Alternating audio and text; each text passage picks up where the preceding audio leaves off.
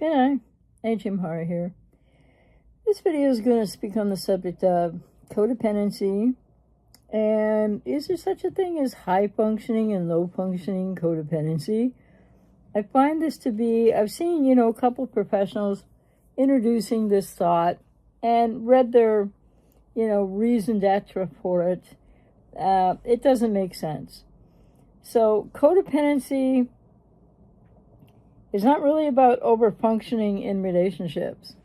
You may think you are. You may be doing a whole bunch of stuff for that person with BPD and trying to fix everything and people please and rescue and all of that. You may have the white knight syndrome, and that goes for women with men with BPD as well as men with women with BPD. But you're not over-functioning. And I think it's and I had, a client briefly, who thought it would be interesting to kind of throw that back in my face for whatever reasons. And, they thought they were over functioning with me when they shouldn't have to, because I was, quote, supposed to be, unquote, their therapist. Well, yeah, and we did a session and everything, and then when they volunteered to do something and I didn't ask for it, but I thought, well, it could be really helpful. It was a little bit of a boundary cross on my part as well, but they offered. I didn't ask, and then, things, I guess, went downhill from there, because this person has more than codependency that they're dealing with, probably doesn't know that or want to know that. But the bottom line is, so I've heard only from a few clients and recently that they are over-functioning, they believe, for the borderline in what those relational dynamics are about. It's not true. People with codependency, you might over-function in many ways. Not over-function. You give too much. You over-give. You over-care. You over-empathize and abandon yourself. But that's not over-functioning. It's actually under-functioning relationally, and it's actually dysfunctioning relationally, unlike what you might, and in people's jobs. Sometimes people in their careers, they are in different roles of helping people, doing whatever they do, like in not just mental health, but many ways, and other careers, etc., professions. But if you're the person in whatever job or career you have, and you have codependency, and you're trying to deal with, or when you're with somebody with BPD and all that giving and demanding and taking up your time and abandoning yourself, not getting your needs met, not being seen, not being heard, and you go and whatever your career is, maybe it's a really demanding career, and you have to work a lot, and you have to really function in your job. Does that mean you're over-functioning in your job? No, most people with codependency, especially those who seek out to work extra, or become almost workaholic-like, because they're trying to avoid the borderline, the relationship, that the person that they believe they love, feel like they love, but they're trying to just stay out of the house for a while extra, because it's like always tumult and chaos often. So is that over-functioning? Is that, no, are you over-functioning at work? Well, when you drag your codependency, whether you're consciously aware of it or not, into your career or job, it's the same actually under-functioning, dysfunctioning, but a lot of people with codependency get a lot done.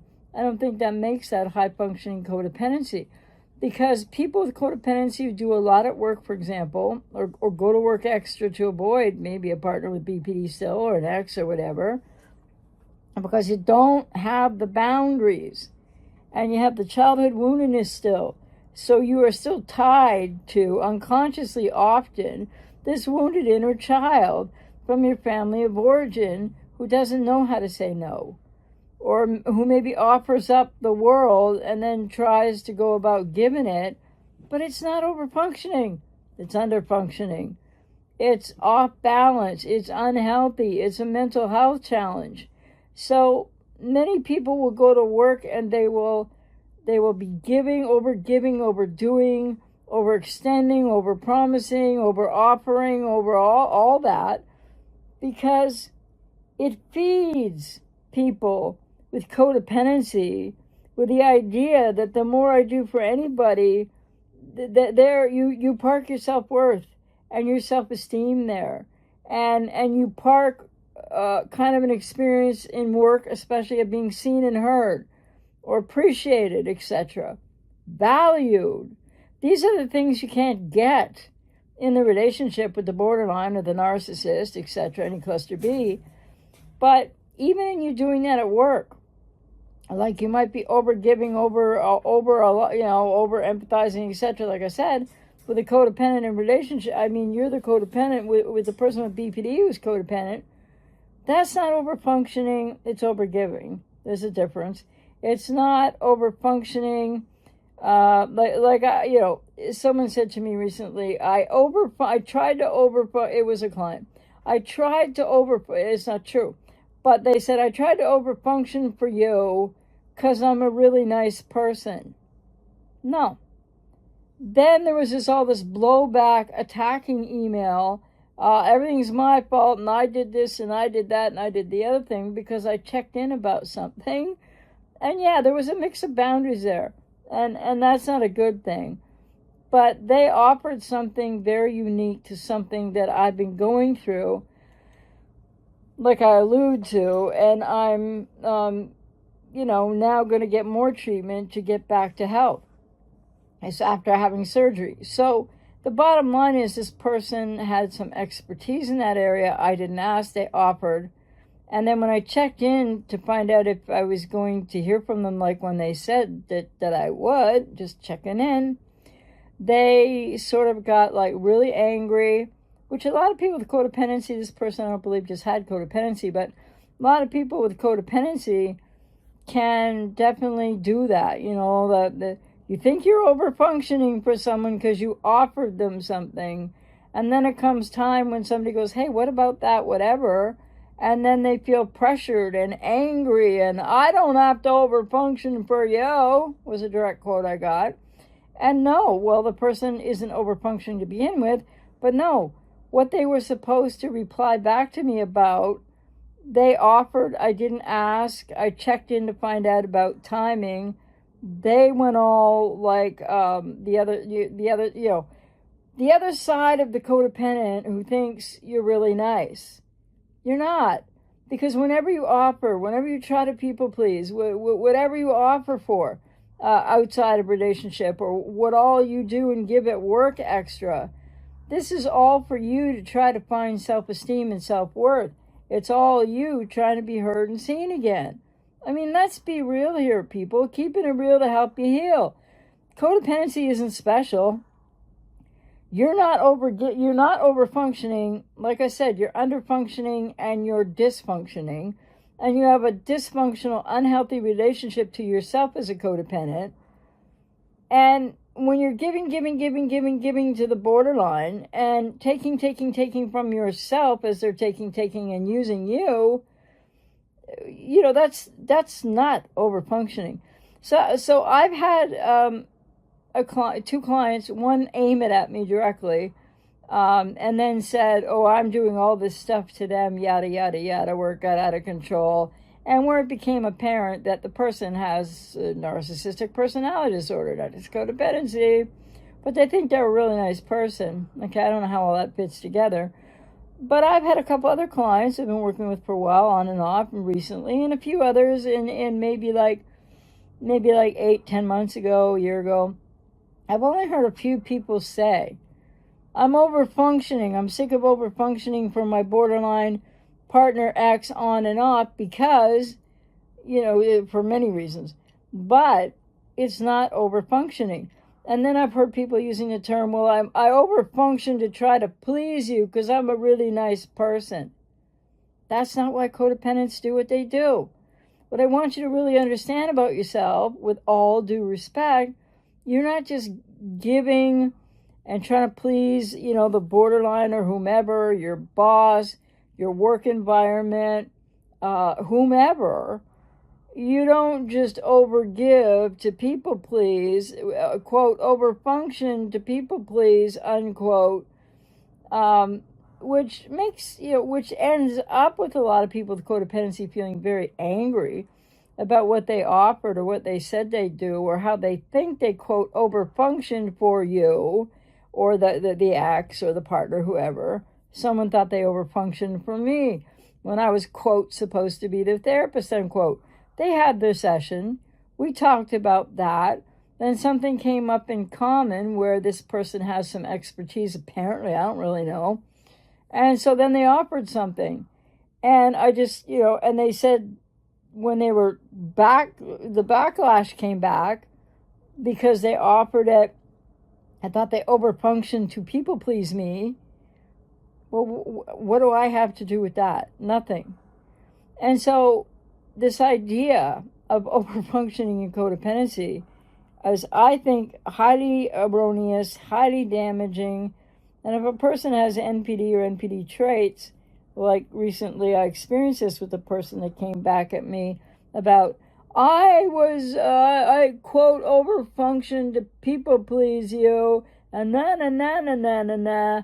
And the bottom line is, they offered something relatively unique and what I would have very highly valued. It was information. It wasn't like they had to go. They weren't going to buy me a car or nothing. You know what I'm saying? But they offered it, and then I had to send something very personal. And now I don't know if they're doing it or not. But I got this big blowback about how they overfunction to people please me. And I had said in checking in, just trying to find out when they might give me the feedback, if they're still intending to, I have no idea. But I said they have no obligation. But yeah, I've been pretty annoyed at myself for days because it's so hard. I'm not going to explain full out what it was, but it's something that I might have got high value from, but I can live without it, and I can make my own health decisions without it. Yeah, it wasn't the best thing for me to take somebody's offer on, a client's offer on, number one. And number two, it shouldn't have in any way impugned the process. But because this person, they didn't just say what I said, what I've quoted them as saying in the email. I mean, it went on and on and on about how I'm doing something to them and how, like I told them they had no obligation. And they were saying, I'm doing this, I'm rubbing them the wrong way. And I was, by checking in. And so anyway, with that then, this person thinks they're codependent, who I believe, could be easily diagnosed with NPD, but I just say obvious NPD traits observed by myself. They then went on to say like what they do and how much money they charge. And in other words, basically what was being communicated in that from a person who offered something and thought they were, quote, overfunctioning as a codependent, unquote, to people please me, well, that's in quotes too. They then said, how much they charge and what they do. And I have no doubt that the person is highly intelligent.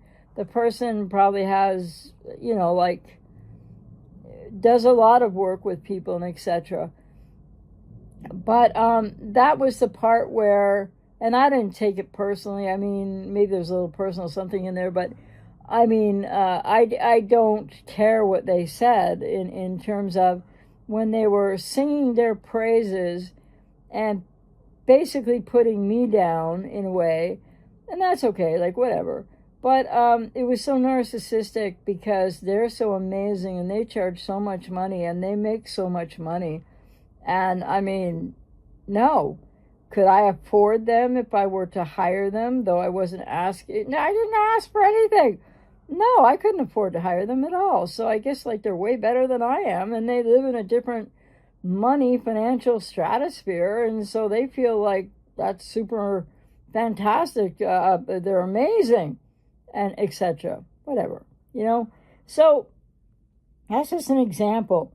But if you're a codependent and you think you can use the term overfunctioning, I mean, you can do whatever you want, but I wouldn't recommend thinking that way. And so I found something here on the internet, but I think she's a professional, breaking free from the intersection of codependency and overfunctioning in relationships.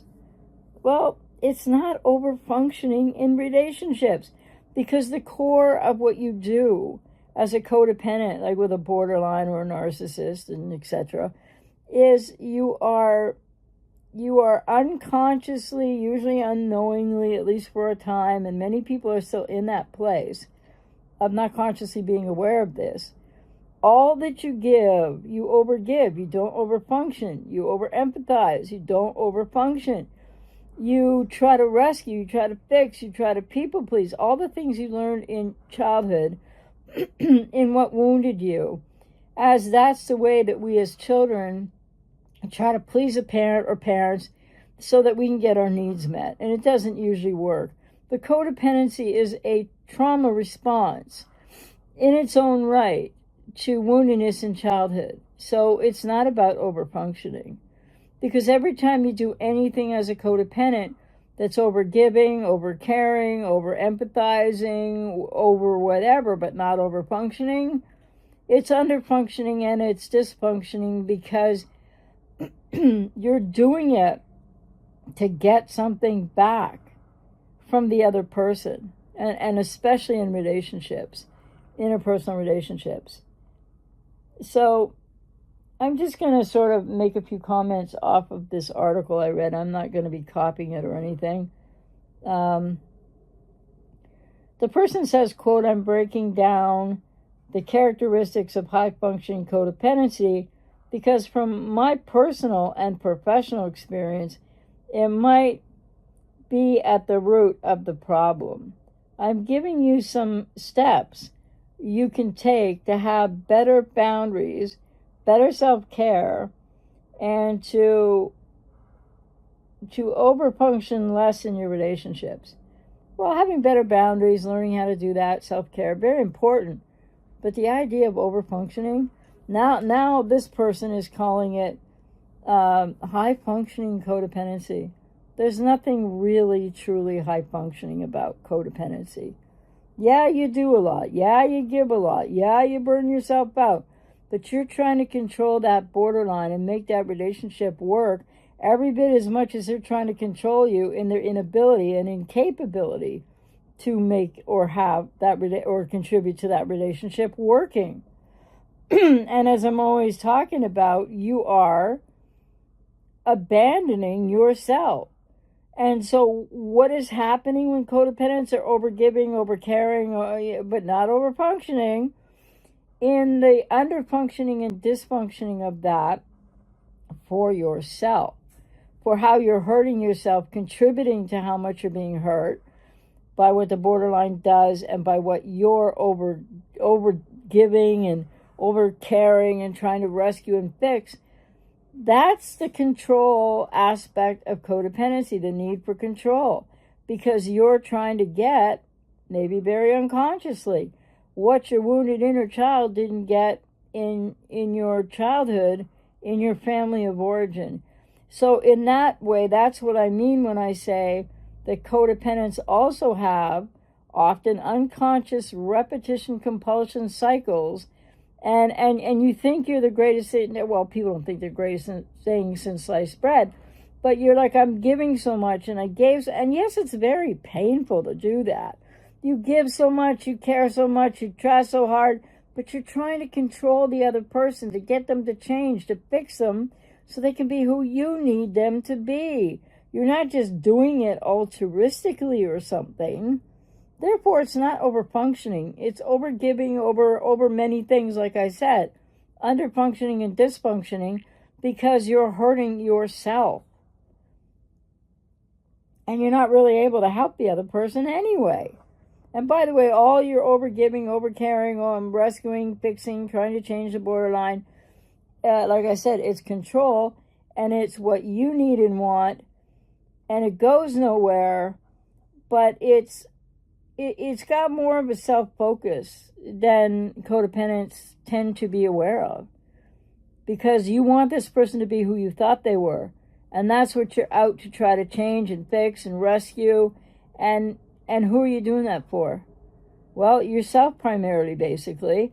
And it's okay to want your own needs met, but not in that kind of relational dynamic where you're part of it and you're trauma bonded and there's a fantasy bond. It's not all the borderline, and I'm not excusing any borderline's behavior. But when you throw yourself away that way, you know, it's coming from childhood. It's a pattern. It's a repetition compulsion. And it has absolutely not got anything to do with high-functioning codependency or over-functioning, for crying out loud. What poor word usage and really lousy concepts to put into codependency. Because I find, you know, not a lot of people that I work with, but many people on the internet we can see talking about why they're still in denial of codependency, what they think codependency means. Codependency isn't, I mean, it is kind of a vulnerability, and it hurts you, but it's not like a core weakness, or it doesn't mean that you're a bad person, a lacking person, a horrible person, or a very nice person. It means you're somebody who's hurting. You need your own therapy to heal the codependency, the family of origin dynamics of your childhood woundedness, and to heal that. And unless you do, you're going to be under-functioning and dysfunctioning, while over-giving, over-caring. But you're not over-functioning. And you may well be trying to people please. And, yeah, so this person said, and I'm quoting their article, I made the distinction years ago and created a new term. Yes, they just created it. I don't believe in people just creating, professionals just creating new terms. High-functioning codependency, in quotes. Because my incredibly capable clients did not identify with the old school definition of codependency. Back in the 80s, with Melody Beattie's seminal text, Codependent No More, codependency was characterized by enabling behavior and addiction. In my experience, that definition needed no expansion. Well, you know what? People with codependency are absolutely enabling the borderline, which means all your efforts to try to change them, not that you have that power or that expertise anyways, are futile and not going to work, but they're also enabling the borderline to stay exactly the same, which is against your best interest, isn't it? Would you call that high functioning? Over-functioning? No, I call that dysfunctioning, with respect. People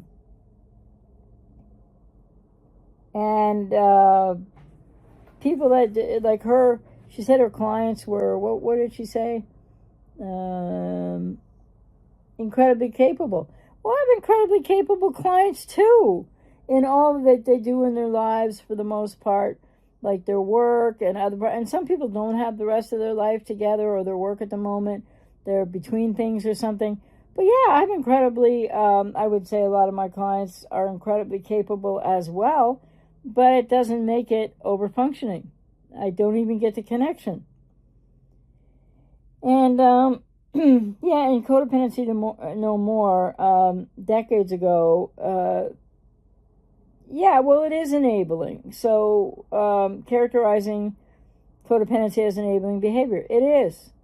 And it's controlling dysfunctioning behavior, because you're trying to get, unconsciously usually, you're trying to get other needs met that the wounded inner child needs met, and maybe some of your current, like here and now, needs met, but it's not like the borderline exactly, but it mirrors some of what borderlines do, because it's from your childhood woundedness. So again, it's not healthy.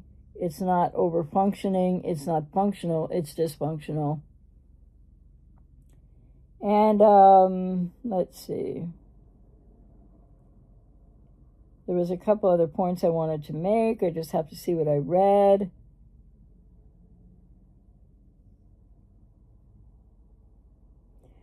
Well, she says a high-functioning codependent, which is not terminology I care to use. It's, I think, ridiculous. Is often smart, successful, reliable, and accomplished. Yes, they can be in their work lives, but they're usually not in family of origin, relating to the cluster Bs that they inevitably are attracted to. Yes, man is attracted to woman is attracted to man in the here and now.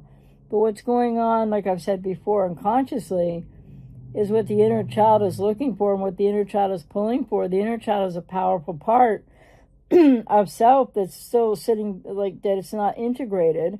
And people with codependency, sitting back in your past.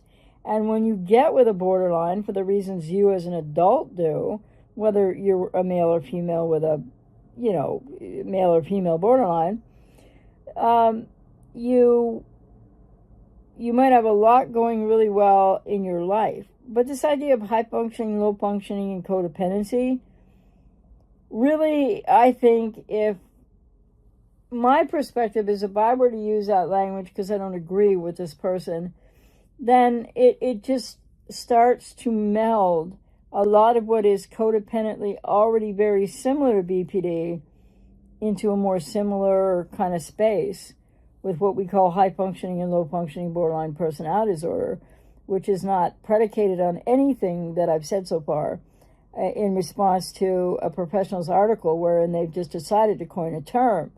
That can be so hurtful to so many people. And yeah, I'm usually pushing back against when a professional does this because being a professional or not, who said that we have the right to just coin a term and start feeding that to people without really thinking about how that could be really, really unhelpful? So, yeah, so I've said this many times. This person says you might have an amazing career, run a household, care for children, aging parents. A lot of that will be codependent too, but not all of it, right? But not with your children and such. But you could still put some of your codependency in there. Plus, you're basically the coaching your friends through, I don't know, or your partner through problems. But that's not recommended. And it's like me, like as a professional, I do not counsel. My partner doesn't need any help, but I wouldn't counsel my partner, or I don't counsel friends. It's like, so if you think that you can coach people just out of the ether of whatever, no, you shouldn't just be coaching. Like, it's the enmeshment. It's people with codependent. I hope you can hear what I really mean with this, with empathy and respect. You're not fully aware of what you're doing because of the unconscious childhood woundedness and family of origin dynamics that you're repeating, and you're hurting yourself in the repetition of those patterns, which are well established. And I've at least on my channel, I don't know what other people are talking about, like this person, but I have really laid that out on my Codependency podcast, where there aren't a lot of episodes, but it's up here on the channel. And when I do videos like this, if anybody's watching this channel anymore, because practically pretty much not.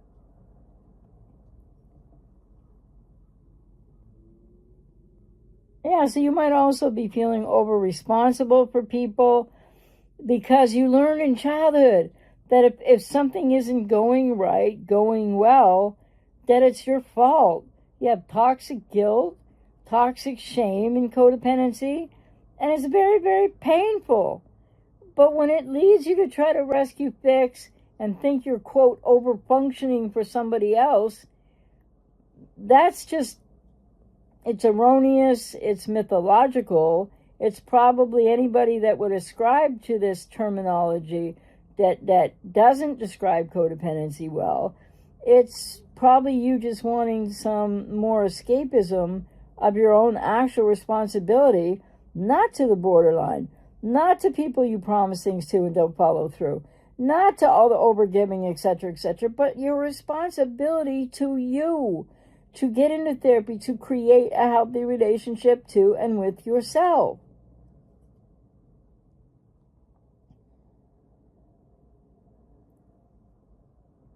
Yeah, she said, if this is resonating with you, it's not resonating with me. And so she says that, people can be, I'm just paraphrasing, people can be stuck in a pattern of overfunctioning. No, they're in a pattern of overgiving, self-abandoning, over-empathizing, people-pleasing, trying to rescue, trying to fix, establishing a pattern in codependency where codependents try to control the other person, other people. Because what are you trying to control? Well, you're trying to fix the borderline. You want to change their behavior. You want it to work. You want it to be what you thought it was going to be. And in other situations, you're out of control inside of yourself emotionally. Your nervous system probably gets negatively aroused isn't the right word, but activated by a lot of things that go back to your childhood woundedness. And then, there's no heroism, no white knight in shining armor, no victory, no winning in the base reason why you're trying to control other people by overgiving, overcaring, people pleasing. Hey, look at me, I'll help you, I'll do this, I'll do that. Because you're trying to find, in an unconscious way, in an unhealthy and toxic way in codependency, you're underfunctioning and dysfunctioning because you're trying to find what you need to find inside yourself. Your self-worth, knowing yourself, integrating wounded child parts that are still back in your past and agony inside of you. Codependency is just not, what I have other people have called it, what have they called it? Altruistic or special kind of love. No, it's pathological in its own way. And that's why when the DSM, well, I think it was 3 at the time, but when they failed to put codependency in the DSM, it was a huge failure that allows mental health professionals like the one I'm quoting from an article and saying my own things about the article at the same time. It allows them to create new terminology and just monkey around with people, because nobody likes a label, right? Borderlines aren't they always complaining? I'm not a borderline, I don't know what you're talking about, it's your problem, you're a narcissist, blah, blah, blah, blah, blah. So what are we having now? A professional recommending that people with codependency don't like the label, don't feel good about it, have many different reactions to it, should have a happier, more pleasing label that misleads them? Say what? That's what it seems like to me. So then there's a part here, quote, both over and under functioning behavior patterns are they are boundary issues, but not only boundary issues. If you identify as an over-functioner, which people with codependency aren't over-functioners, where I lost my place here. It's important to get really clear about what your responsibility is and what it isn't. Well, that takes place in codependency therapy because you're not over-functioning in the first place.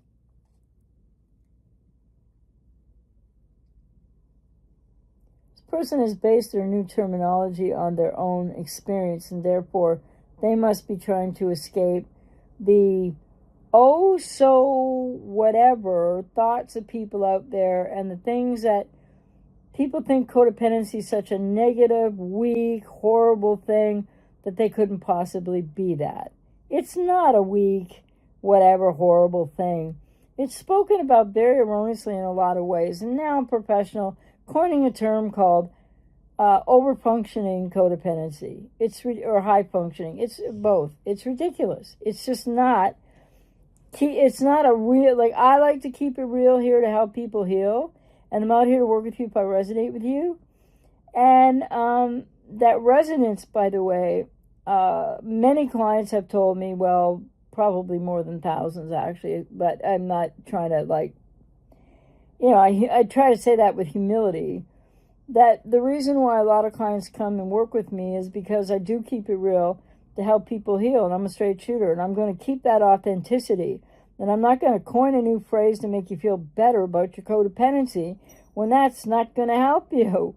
You need to understand what it is. You need to understand how painful it is, what you've actually been doing to yourself and trying to do whatever for someone else or a borderline or people, and the people pleasing, and where it's all coming from. So I'm out here to really try to help you in an authentic way with respect and empathy about what codependency really is. You know, there's a whole community out there too. I know on YouTube, I don't know, probably across the internet. Not a community, many communities. They're cult-like, a few of them, wherein they say that they're empaths and that in some definitions of these people who, you know, are into all this empath nonsense, they believe that as an empath or a special kind of empath, I won't say the actual word or I'll get somebody all over me again online, but they believe they're leveled up codependents among a lot of other things. Like some of them believe they have part psychopath in them and they're narcissists, and woe to the person that crosses the empath who's a leveled up codependent. Like, say what? Like, there's a lot of stuff out there, just like the term over-functioning codependent or high-functioning versus low. It doesn't apply to codependency. It doesn't make any sense. It's maybe just trying to make you feel better about having codependency. Anybody who tries to make you feel better about codependency is themselves codependent, and you're having a codependent interaction in that regard. Because I'm not trying to make you feel bad about having codependency, but I can't assuage what it really feels like when I work with clients. I don't try to help them feel better about the codependency. I help them to be more self-accepting, less self-critical, and help them to heal what they need to heal so they can just feel really good about themselves, period.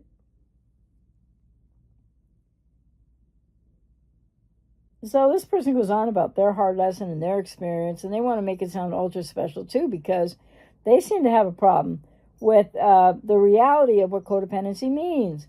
And these things are not just labels, they're descriptors. But then they get, especially codependency gets sort of like, in so many, I believe, erroneous or unhelpful ways, the verbiage around it, you know, like this stuff, because you're not over-functioning.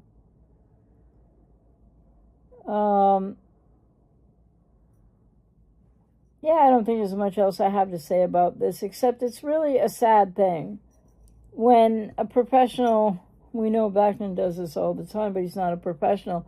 When a professional, and I found that on in an article on the web, not like, they probably have a YouTube video, I have no idea.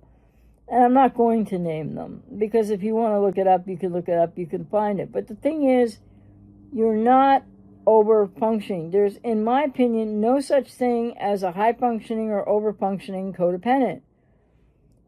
Because then we're moving it, if we take the broader picture, too close to the idea of high-functioning, low-functioning BPD. So, yeah, I think that when people realize, or if you listen to me in the audio podcast or on the channel here, a lot of people really don't like what I say at all in the beginning about codependency. But then a lot of people also end up coming to work with me and value greatly that process, because I really do know what I'm doing. And I went through this in my own life. And I don't think, like, you're just going to be unconsciously or subconsciously playing a game with yourself if you want to get away from certain terms. It's the way. We don't want to encourage people with codependency to try to get away from just what codependency actually means, which I think I can only speak for myself and how I define that and what I believe about that. And I've worked off of the work of the psychiatrist who proposed codependent personality disorder to DSM-3. And the reason that they didn't put it in DSM-3, I'm not saying it necessarily is like a personality disorder, but I would say it's kind of close when it's severe. But not to pathologize, you know, just to say you can heal this, but don't think you're over-functioning. You're not. You're under-functioning and dysfunctioning.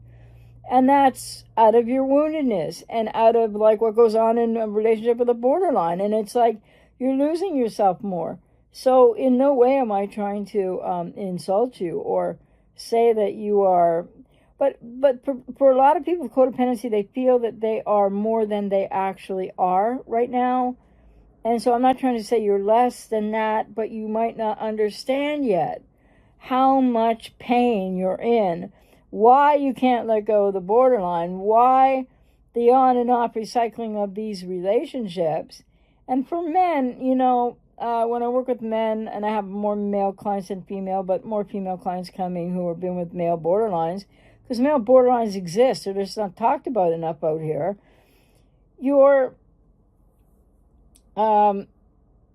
Yes, people are often very, like the inner critic in people with codependency, like in people with BPD, is very active. You might be very hard on yourself. You might feel like you're weird. You might have all kinds of negative things you say about yourself. And I'm not trying to support that. I'm just saying, but that comes from your childhood woundedness as well.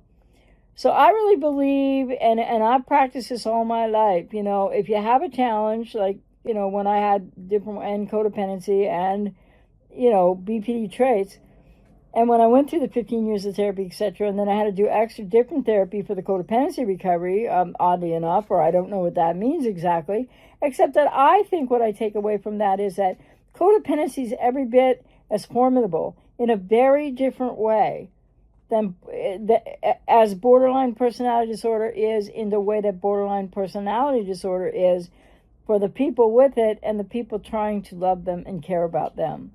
And I'm not saying codependency there ipso facto is borderline personality disorder. No, I'm not. But why didn't they put it in the DSM in some capacity, codependency? Because they, in their infinite lack of wisdom and whatever's going on with the hegemony of Big Pharma and the American Psychiatric Association, etc., it's a mess. They medicate instead of treat people. And psych meds are no good for anybody. And if you don't, and I'm not really qualified to speak on that formally, but please go look at the channel of an amazing psychiatrist. I think it's Dr., I'm not sure if it's Joseph or Yosef, but if you want to find the channel, search in YouTube at Taper Clinic. He talks about psych meds for the reality of the horror that they really are. And nobody should take one if you don't need it. Primarily people maybe with paranoid personality, schizophrenia and bipolar, the last two needing meds more, but personality disorders, meds don't do anything for personality disorders. Meds don't do much for codependency either. So you need to learn how to manage the anxiety, the depression, the overwhelm, which is in actuality not only what's happening from the borderline, that too, and how you're being hurt and traumatized or re-traumatized from a way that you were hurt in childhood, because the repetition compulsion cycles in codependency. So the idea of a codependent saying, which I've had it said to me in a few different ways, and one was really in a cutting, kind of angry sort of, I would say that person, very narcissistic, in a very narcissistic way. They said, I'm not here, or I don't have to overfunction to people please you. Well, they're not overfunctioning, but no, nobody made them try to do anything or offer something to me if they were trying to people please me, that's their responsibility, not mine. So codependency continues to be contentious. People continue to want to crawl away from the label, from the word, from what they think it means. But believe me, there's so many people out there saying so much about it. It doesn't mean overfunctioning. It doesn't mean high functioning.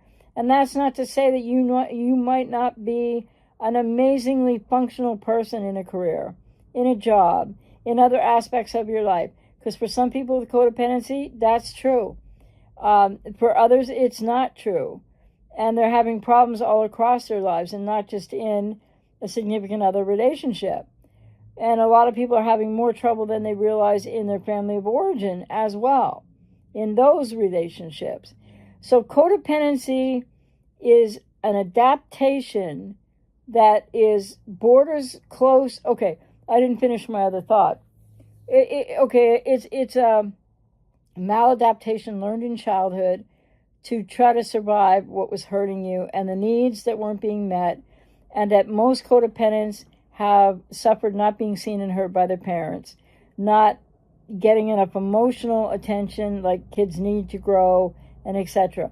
And the point I didn't make when I was talking about the DSM, why they didn't put it in the DSM when a psychiatrist proposed it to DSM-3, it's probably back in like 1980 or the early 80s, somewhere in the 80s, was because the people, the working group of the DSM, and by the way, they have no oversight. Whoever gets in that room, psychiatrists, I take it, they have all the power in the world to write whatever they want to write, period. It doesn't have to make sense. It doesn't have to be tried and true. It doesn't have to be scientific or partially scientific. It doesn't have to be proven. Studies don't have to be replicated for it to, they can say whatever they want. So they chose to toss out and not accept codependency as any kind of diagnosis or whatever, because it overlaps too much with borderline personality disorder, and it overlaps too much with dependent personality disorder in cluster C. So when people have codependency very severely, and not everybody has it very severely, they often might have BPD traits or more. And I encountered a client recently coming back at me as if like I didn't do a session with them, which I did, because they offered something, and because I then sent very highly personal information. That's the part that, that's on me. I don't think that was the greatest thing. It was a very unique thing. But the bottom line is, that's what I'm not over. I don't care what they've said to me, because I realize this person is obviously a narcissist. And I went and looked them up online, and their whole MO and the way they work and the money they charge, it all fits with NPD. I'm not saying that doesn't mean they might not be doing really good work with people. But point is, I, against my better judgment, and really I'm still angry with myself about it now, but I sent incredibly personal information to this person who thinks they, quote, over-function to people please me, unquote, with, I guess, the offer of what they offered. And if it wasn't a very unique and specific thing, then I wouldn't have been in any boundary duplicity, as, yes, I have to say, I guess I was. But, there was so many ways in the communication from the client. It was just all over the map, and it was like, they used the term, I don't have to overfunction for you to people please, whatever. Okay, that's not what they were doing. But they seem to have forgotten they made an offer that I didn't ask for. And then they seemed, and it would be not like a big deal. It wasn't anything going back and forth, whatever. But, and though they make a valid point in a way about it, in part, they then go on to say all this other stuff about themselves, which is definitely, I think, was intended to let me know that they're rare air and I'm not. It's fine. And definitely, I guess they make a shit ton more money than I do. I don't care about that. But they needed to try to ram it down my throat if I would have let it, be rammed down my throat, because of what they needed, because of how they felt. Because often, this person isn't just a codependent, but with the offer and with the belief that they were, quote, over-functioning to people please me, unquote, because they're a really, quote, nice person, unquote, all this vitriol comes back. It's not being a nice person either. It's being a narcissist. But anyway, they do this because people with codependency, so setting aside that individual, people with codependency often get very angry about the overgiving, the offering, the laying yourself down. I don't think this person did this with me, but if they feel that way, like, how could I know? But that wouldn't be on me anyway, because not my responsibility for what they offer, what they do, what they get mad about later, how they go nuts after, whatever. So, and that's the other key thing, is that codependents, not quite like this person did, but because they're a narcissist as well, but codependents who are just codependents often will get angry a lot at, and I'm not judging that, right? Angry a lot at what they've given, how hard they've tried to rescue and change somebody to make a relationship work. And you may still be in that pattern. You may still be stuck in that living hell, because what it is you're actually addicted, not to the trauma bond itself, not to the borderline, him or herself, but to the intermittent reinforcement. Because when you get that hit, it helps you to like stop hurting all the way down to the core of your childhood woundedness. It's all interrelated. So I'm not here to be disrespectful or unempathetic or anything of the sort to people with codependency. But I want to keep speaking about it in a keeping it real way to help you heal. Because if you face it, if you really understand what it is, and it does hurt, but if you face it, and I'm out here to work with you, I resonate with you, then we can work on it, we can help you to heal it. And you have to heal the codependency, the family dynamic, childhood woundedness, before you're ever going to be able to let go of the borderline. Because everything that you think is so the borderline, that you just got to have this person, and you're trying to get the person back that you thought they were, that they aren't. Impossibility. And you don't need that person back. You need something else, which is to heal your childhood woundedness, which is the process of healing codependency. And that will help you to then no longer be in this addiction to intermittent reinforcement, because you'll be meeting your own needs in a different way going forward when you're healing the codependency and the inner child woundedness. And then you won't be stuck in this thing called, like, I just gotta have this person, and or if it's about the sex. Because for men, I wanted to say, and some women, because it's not a clear-cut line, but for some men who think that, really believe and really feel that the reason they can't let go of the borderline, they keep rehooking up, Hoover on and off, even if the relationship is kind of broken up, they still want the sex. Some people with BPD will still kind of like meet up with you, don't count on it, but some will still meet up and have that sex with you once in a while. And, but there's more to what's going on in what men believe is all about sex. They park so many needs into physical relations with a woman. And the other thing I would just say too about, my eyes were opened wide by this narcissistic client who obviously has a probably deep mother wound, among other things. And so easy to come slamming back at me because of my profession, my role, and the fact that I'm a female. And the fact that they offered something, and now like they're just too, maybe they are really busy, but they're too busy to just send along whatever. I don't even know what they were offering in that sense, right? I didn't know if it was going to be so involved or what.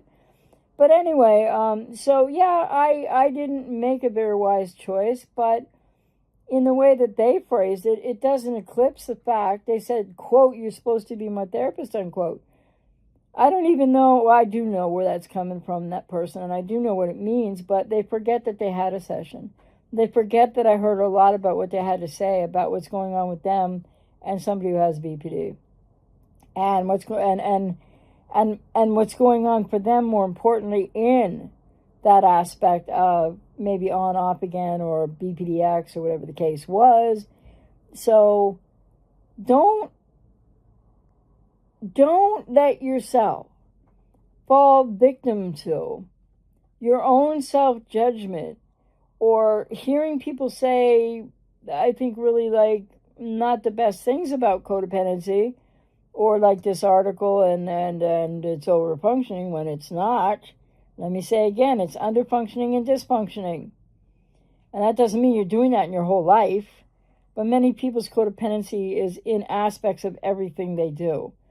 And maybe that helps some people in careers, but there's going to be a price paid there too, emotionally, because you're not taking care of yourself. You don't have the boundaries, you don't have the self-care, and you don't have that healthy functional relationship to and with yourself. And that's where I come from with this. That's how I work with clients, to help them to restore that, to do the work needed to heal the codependency, which is going back into the family of origin and working to heal the wounded inner child or inner child aspects or ages and stages because those parts of you aren't in you. They aren't integrated with you. So you're operating on a level that, by the very virtue and nature of that, is dysfunctional in a relationship. So I hope that helps somebody. And please don't let the label throw you off of what could really help you change the hell you're going through right now with recycling relationships, still trying to control, but you're overgiving, overcaring, still trying to babysit the borderline who's emotionally a child. And I'm talking about when they're, untreated. But then again, like I said in my last video, untreated to, like, a lot of them are getting counseling or therapy, but they're not in the right therapy. They're going to weaponize it against you, or they just can't hear or stay with therapy that what they need to go through to actually be able to heal. And again, yes, I believe and I know for a fact that people with BPD can heal, but don't put that on your individual person with borderline personality disorder. Heal your codependency. And because if they're not really getting to recovery right now, and you might be in denial about what that is, or if they've made one change, whoopee, this is going to work, you really need to take care of yourself first and foremostly. And codependency is, by, the American Psychiatric Association, with the hegemony of Big Pharma, is thought of as being very, very close to borderline personality disorder. Now, for those who have codependency severely, yes, that could be. But many people have it, the way I put it is, you could have it like moderately, or I forget what words I've used, or significantly, but then there's severely. And not everybody with codependency has it severely, even though it really is impacting everything about all the pain and agony you're going through, because you want that borderline back.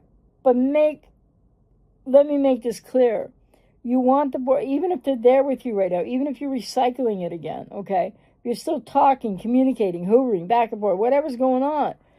And if they've disappeared and you can't hear from them, no matter how hard you try. When you want the borderline back, it's fantasy bond. And intermittent addiction, not really addiction, but kind of an addiction to the intermittent reinforcement. You want something that's going to be a salve for you. You want that good feeling back, so you don't have to deal with your own core pain. And I'm not saying borderlines don't cause more pain; they do, but they're in agony as well, and they need help too, and they need to take more responsibility. So you need to take responsibility for having codependency without being like really critical and thinking that's horrible and awful and that because you want the borderline back. You want the person back that you thought they were. That's not who they are. They don't know who they are. And let me just say again, the borderline is not the all good person when you first met them in the idealization. They're not the all bad person in the end, or the devaluation, or the breakup, or the discard, or the monkey branching. They are neither. Those are but fragmented parts of the fact that people with BPD don't know who they are and don't have a container of self. And that's what means you're never going to get what you want when you keep doing all this codependent stuff that is really codependent repetition cycles, compulsive repetition compulsion cycles of what your inner child is up to unconsciously, seeking the same or similar chaotic or hurtful person or emotionally unavailable person in adulthood, unbeknownst to you usually, that you had with a parent or a family member, because the inner child has been left back in the past, isn't an integrated part of you, and they are on a different page. And it drives a lot of what happens to you. And it drives a lot of what you choose to do in a very unconscious way. And unless you address that, even if you can't get your borderline back, and you're never getting the person you thought they were back if you get them back. And it's not going to work out. It's just going to be on, off, recycling, and more accrued pain by you, because you're seeking to meet your needs at the end of the day as a codependent through and from the borderline. Now, if I put it that way, does it sound just a little bit more absolutely impossible than otherwise? Because it is impossible. Just as the borderline and all that they're really doing that people think is so conscious and so intent and so, like, quote, predatory, unquote. And it's usually not that at all. But what they're doing in their unconscious repetition compulsions and how you're traumatized by that, it doesn't work for them either. And I'm not saying you're traumatizing the borderline. You're trying to make everything better for them. But it's enabling, and it's keeping you stuck, and it's you abandoning you now the way with the pain and the repetition compulsion of whatever your inner child is still feeling, because they're back at when you were a child. They're living back in the past inside of you. And in that way, codependency and BPD have similarities, but I'm not saying they're one and the same whatsoever. So don't bristle at the idea that you might have some codependency. At least explore what I have to say about it more, because I think I'm pretty real about it, and I'm keeping it real to help you heal. And don't let a label stop you from reaching out for help to just hear more about it. If I resonate with you and you'd like to book a session with me. Because, with my clients, they come from all different positions in this, right? I've had it with this borderline, but I still miss him or her. I want them back, but I know I can't do it. I want them back. I wish they'd hoover me. I'm talking to them now. It's on. What should I do? Should I send this text? Should I answer that? I answer all your questions, and you can talk about whatever aspect of this you want. I'm not a proponent of helping you get your BPDX back, but you can do that without listening to the guy with the channel with all the nutty stuff about how to get your ex back. You don't have to pay anybody for that. But unfortunately, you will have to put out some investment in yourself. If I resonate with you, and I don't charge that much, which somebody made really clear, that person I referred to, made extremely, exceedingly clear in their email to aggrandize themselves while trying to, I guess, pummel me and put me down like where I belong in their estimation, or narcissistic. It was typically narcissistic. But, I don't charge thousands of dollars for a session. No. And I guess they charge umpteen amounts of money for like a phone call or something. But anyway, I try to keep really reasonable rates to help as many people as resonate with me and want help. And I believe in what I do, and I come from a place. I don't lead with my wallet. I don't think, I think I have a skill set and 36 years of experience that might have a little bit of uniqueness to it, but it doesn't work for everybody because everybody doesn't resonate with me. And I couldn't work with everybody anyway. So I hope you hear what I'm saying. I hope you think about it. But there is no such thing as you are a codependent who's over-functioning for someone else. And you might be trying to people please, and you might think you're a really nice person trying to give something, but then when you get angry, because codependents do this too, not just the narcissistic codependent I was referring to, but then get all angry and then get all punishing to someone about that you offered something, and then whatever you perceived after that, and then blame the other person for everything because there's something wrong with them. And I experienced that firsthand recently, and it's just, the whole thing is a shame, and the whole thing is not a positive experience, but yeah, I don't know what else to say about that. So if it hadn't been in such a unique area of something that has to do with the health thing I'm still going through, but getting through, I don't think I would have made that mistake. And I guess it was a mistake because now the person thinks because I checked in to see if they were going to,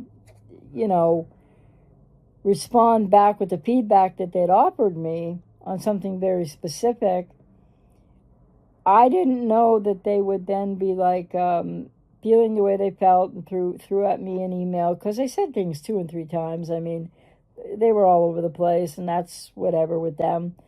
But they assumed a lot of things about me as well. Wasn't trying to, well, I shouldn't say anything more about it or it would get to like violating confidentiality. So point is, labels are labels, but when you can grasp what it really means for you, aside from what you might hear, you might think, you might feel like, a lot of people out there feel like everything's the borderline's fault. Borderline did everything to you, and how dare they? That's not really reality, though.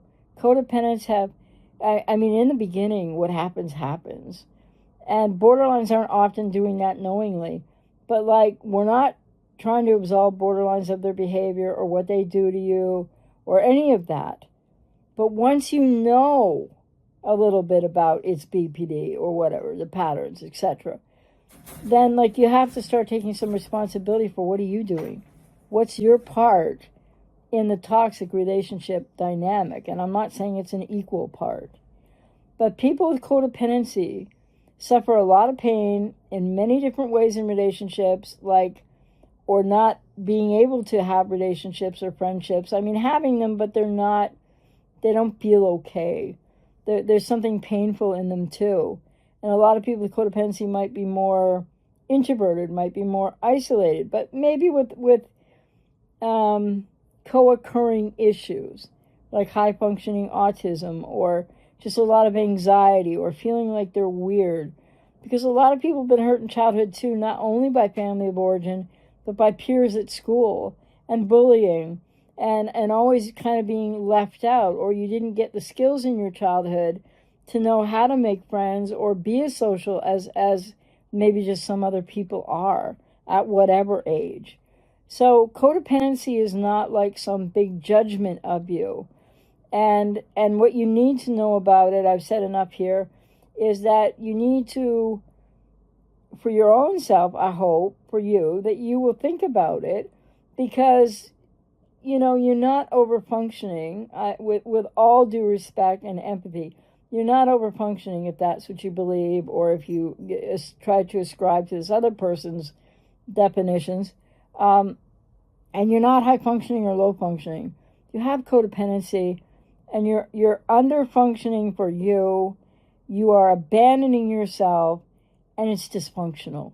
To abandon oneself and to have this meshed idea, which goes back to childhood, to have that fantasy bond that, well, the borderline is abusing you verbally, physically, financially, spiritually, any of those things and more, that somehow that's love. But people learn in childhood, by the age of 7, we are wired to our family of origin, to the environment, etc. And people learn at a very young age, it's very unconscious, but there's this merging, very unhealthy, very dysfunctional merging of love and abuse. And it goes on forward in repetition compulsions you don't know that are coming from your unconscious the wounded inner child in your unconscious in adult relationships. And whether they're with cluster Bs or not, but often people will. That's the main attraction, besides adult attraction, to a person that you don't know has BPD. You might not have ever heard of it before, or NPD. But the thing is, your inner child unconsciously is looking for something that feels similar to him or her, because in the hopes that they will be able to work something through and get seen and heard by this next person, the borderline or the narcissist. Which you don't do this on purpose to yourself, but if you think about it now, you have responsibility to get yourself out of it and to heal and to answer the cry, not of the borderline, that you can't rescue, fix, change, or help, but of your inner child that you can definitely heal and change and grow. And then it's the most cluster B proofing, recovery from codependency and dealing with your wounded inner child is the most cluster B proofing healing that I know of. Take care.